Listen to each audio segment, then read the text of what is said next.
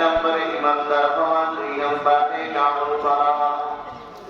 এই দুইটা যে বান্দার ভিতরে থাকবে আল্লাহ পাক তাকে জান্নাত দিবেন, এটা আল্লাহর ওয়াদা। 1 নাম্বার শর্ত হলো ইমানদার হওয়া। 1 নাম্বার শর্তের দিকে যদি তাকান, মুসলমান বাদে যত ধর্মের মানুষ আছে একজনও জান্নাতে যাবে না। কেন যাবে না? বলে তাদের ঈমান নাই। প্রথম নাম্বার শর্ত যদি না থাকে, দ্বিতীয় নাম্বার শর্তের প্রশ্নই ওঠে না। ঈমান আনলেই না নামাজ পড়বে, ঠিক কিনা? ঈমান যদি না আনে নামাজ কেন পড়বে? রমজানের রোজা কেন রাখবে? এবার প্রথম নাম্বার শর্ত কাদের আছে? বলে যারা কালেমা গ্রহণ করছে তারা। এরা কারা? মানে মুসলমান। প্রথম নাম্বার শর্ত যাদের ভিতরে পাওয়া যায় এরা মুসলমান। আর মুসলমান বলে কি প্রথম চাচ্ছে জান্নাতে যাবে? বলে না, দ্বিতীয় নাম্বার শর্ত থাকা লাগবে। দ্বিতীয় নাম্বার শর্ত কি? বলে নেক আমল। প্রথম শর্ত এবং দ্বিতীয় শর্ত যদি থাকে, বান্দা মৃত্যুর সাথে কবর জান্নাতের বাগান বানায় দিবেন আল্লাহ।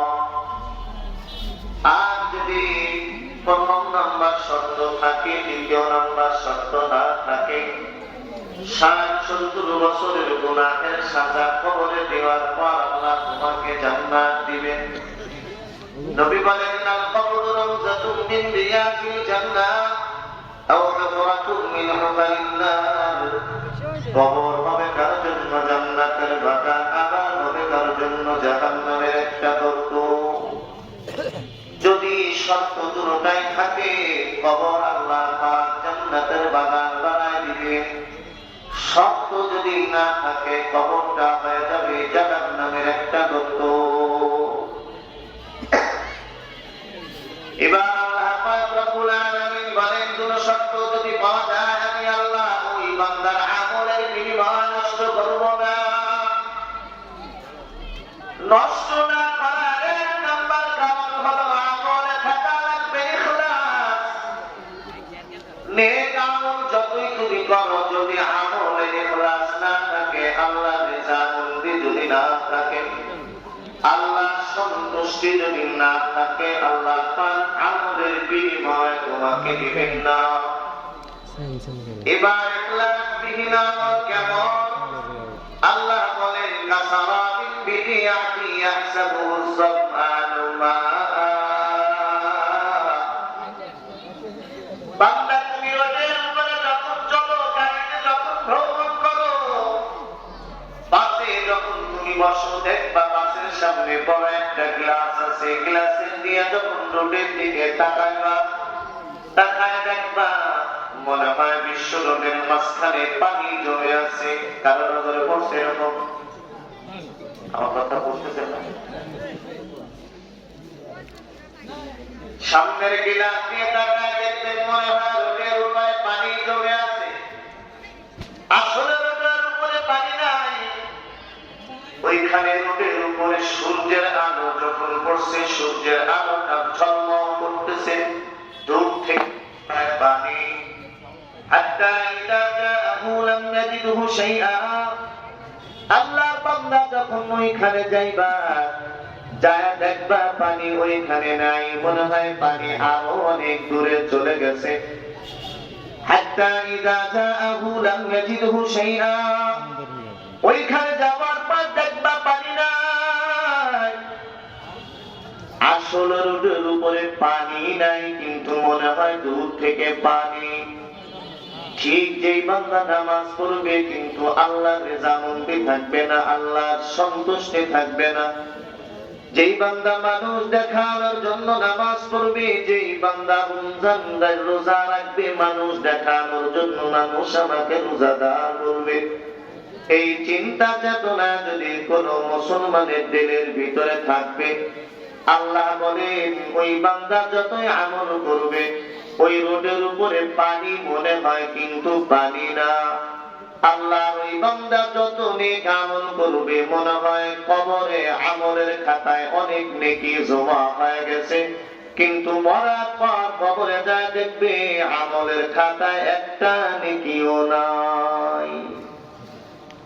কেন নাই? বলে বান্দার আমলে ইখলাস নাই।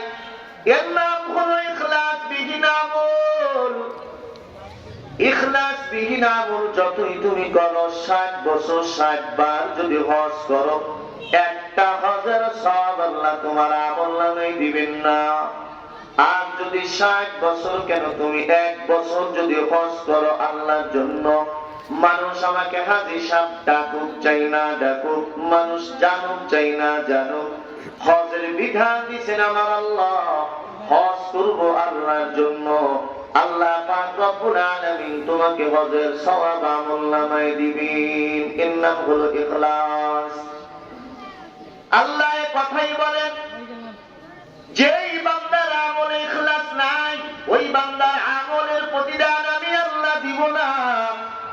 আর যেই বান্দার আমলে থাকবে ইখলাস, আমি আল্লাহ ওই বান্দার আমলের প্রতিদান দিব। 1 দিব বলে না, না নেকি 10 গুণ বাড়ায় দিব। হে নবীর উম্মত, আল্লাহ বললেন জান্নাতে যাওয়ার রাস্তা 2টা। 1 নাম্বার ঈমানদার হওয়া, 2 নাম্বার নেক আমল হওয়া।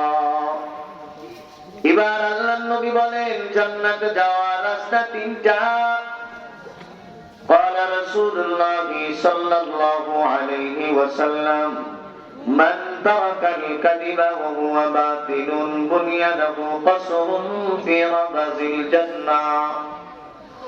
আল্লাহর নবী বলেন উম্মত, জবান যদি তুমি মিথ্যা কথা থেকে হিফাজত করো, জিন্দেগিতে কোনোদিন মিথ্যা বলো নাই, কোটি টাকার বিনিময়ে তুমি আদালতে কোর্টে দাঁড়াইয়া মানুষের নামে মিথ্যা সাক্ষী দাও নাই, এই জবান যদি তুমি হিফাজত করো, জবান দিয়ে কোনোদিন ইচ্ছায় অনিচ্ছায় মিথ্যা কথা বলো নাই, আল্লাহ পাক কি পুরস্কার দিবেন?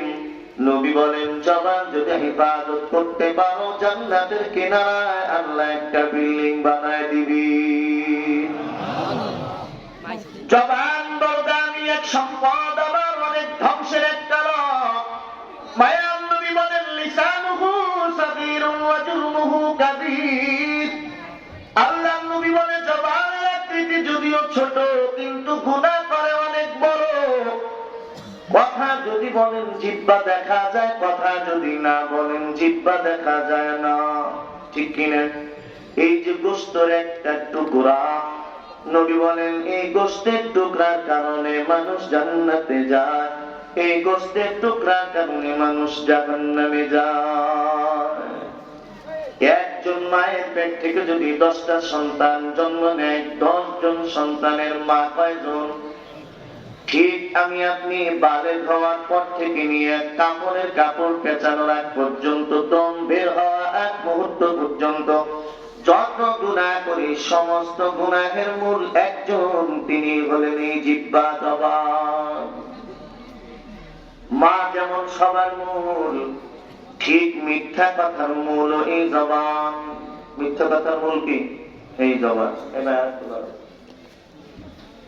এই জায়গাতে কোনোদিন স্টেজে সাউন্ড দিবা না, তোমরা মায়ের মার্কেল চালাও টের পাও না। এই জায়গা অনেক বেশি টেবুল দেয়, অনেক স্টেজে 2 গুণ পেলাম না।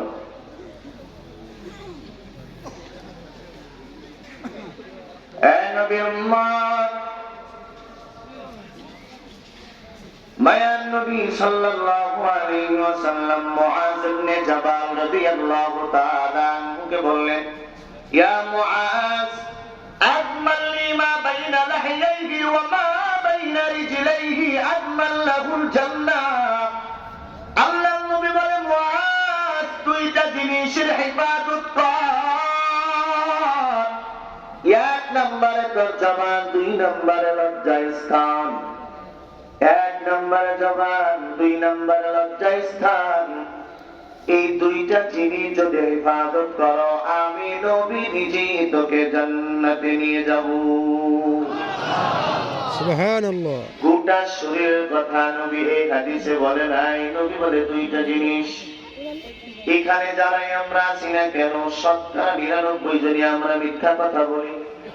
কথা কন।